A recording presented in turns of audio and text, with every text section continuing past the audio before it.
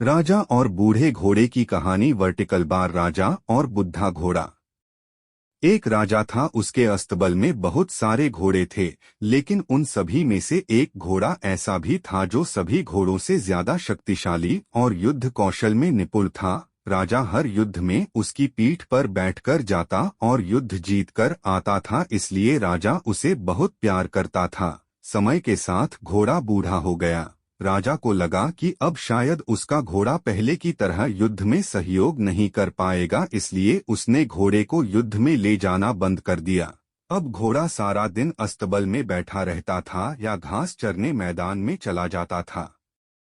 एक दिन घोड़ा कहीं दूर निकल गया और रास्ते में आते समय एक नदी मिली। नदी में कीचड़ था। घोड़े को लगा कि वह आसानी से नदी पार कर लेगा, किंतु जैसे ही उसने नदी पार करने का प्रयास किया, वह कीचड़ में फंस गया। Vertical bar. घोड़ा जितना कीचड़ से बाहर आने का प्रयास करता, वह उतना ही उसमें फंसता जा रहा था। Vertical bar. अपने आप को मुसीबत में घिरा देख घोड़ा जोर जोर से हिनहिनाने लगा। घोड़े की हिनहिनाने की आवाज सुनकर रास्ते से जा रहे राहगीर इकट्ठे हो गए। उन सभी ने मिलकर घोड़े को कीचड़ से निकालने का प्रयास किया, किंतु वे असफल रहे। लोगों ने घोड़े के मालिक का पता किया तो पता चला वह राजा का घोड़ा है।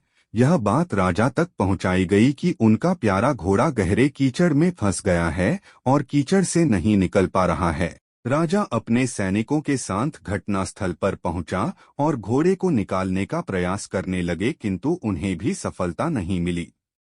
अब राजा भी बहुत परेशान हो गया। उसने अपने मंत्रियों को बुलाकर सलाह ली। तभी एक बुजुर्ग मंत्री ने सलाह दी कि घोड़े के पास युद्ध के नगाड़े बजवा दिए जाएं और आसपास युद्ध का माहौल तैयार किया जाए। Vertical bar. राजा को बूढ़े मंत्री की सलाह अच्छी लगी और उसने वैसा ही किया। जैसे ही नगाड़े बजे, तलवारों और ढालों की आवाज गूंजी, वैसे ही बूढ़े घोड़े में मानो फिर से जवानी आ गई और मानो उसकी नसों में खून का संचार कई गुना बढ़ गया हो। वह धीरे धीरे उठ खड़ा हुआ और जोर से हिनहिनाते हुए चमत्कारी रूप से एक झटके में कीचड़ से बाहर आ गया। Vertical bar. राजा ने बूढ़े मंत्री से पूछा, ये चमत्कार कैसे हुआ? मंत्री ने उत्तर दिया, ये घोड़ा बूढ़ा जरूर हो गया है, लेकिन जब इससे काम नहीं लिया गया तो इसके अंदर का उत्साह और आत्मविश्वास खत्म हो गया था, और आज फिर से वही माहौल मिला तो उसमें उत्साह का संचार हुआ और ताकत लौट आई है। राजा को भी सारी बात समझ में आ गई और उसने अपने वीर घोड़े को फिर से काम पर रख लिया।